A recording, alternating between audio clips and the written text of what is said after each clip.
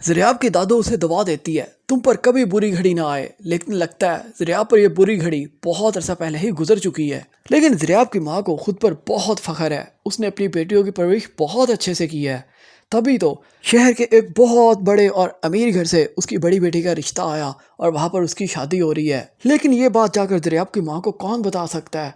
उसकी बेटी का अच्छी जगह रिश्ता इसलिए नहीं हो रहा कि वो स्टाइलिश है, बल्कि इसलिए हो रहा है कि ज़रियाब का अब्बा खुद एक अमीर आदमी है। जरा सोच कर देखो, अगर ज़रियाब और फरियाल का बाप गलियों में पापड़ बेचता और लोग उसे हबीब पापड़ वाले के नाम से जानते, तो क्या फिर भी फरियाल का रिश्ता इस बड़े अमीर घर के अंदर होता?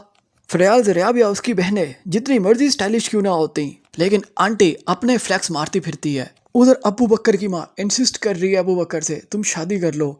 वो अपनी माँ को कहता है जब मुझे आप जैसी लड़की मिलेगी तभी शादी करूंगा। अब माँ बेचारी क्या बताए अबू बकर को, अगर मेरी जैसी लड़की चाहिए तो फिर तो भगानी पड़ेगी उसके बाप के घर से, क्योंकि मैंने तो भाग के शादी की थी तुम्हारे अब्बा के साथ। अगर आप पाकिस्तानी ड्रामास के रिव्यूज़, रोस्टिंग और प्रेडिक्शंस चाहते हैं तो काइंडली हमारे इस चैनल को ज़रूर सब्सक्राइब कर दें, वीडियो को शेयर और लाइक ज़रूर करें।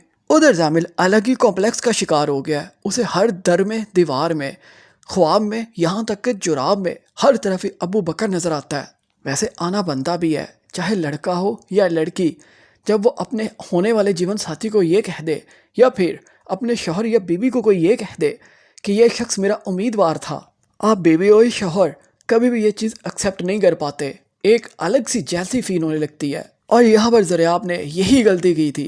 आंटी शम्सा का भी अपना ही चल रहा है। वैसे इस क्लास का ये मसला तो है, वो अपने शौहर से कहती है क्या हम दीन की समझ नहीं रखते? हालांकि आंटी को ना कभी नमाज पढ़ते देखा, ना कुरान पाक की तिलावत करते देखा, ना कभी रोज़ा रखा, ना कभी कोई हदीस की बात की, लेकिन आंटी शम्सा फिर भी समझती है वो बहुत दीनदार है। पिछले एपिसोड के अंदर तो जामिल इतना पागल हो गया था, जिम के अंदर जाकर वेट उठा रहा था और साथ ज़रियाब खड़ी थी। मुझे तो डर लग रहा था ये वेट उठाते उठाते कहीं ज़रियाब के नाक पर ना मार दे। ज़रियाब का नाक टूट जाता तो किसी को मुंह दिखाने के काबिल ना रहती। वैसे मुंह दिखाने के काबिल तो ज़रियाब अब भी नहीं रही, क्योंकि जामिल खुद को पस्तियों में गिरा हुआ महसूस करता था, तो बस फिर उसने ज़रियाब को भी पस्तियों में गिरा दिया। लेकिन ज़रियाब जामिल को समझ ही नहीं पाई।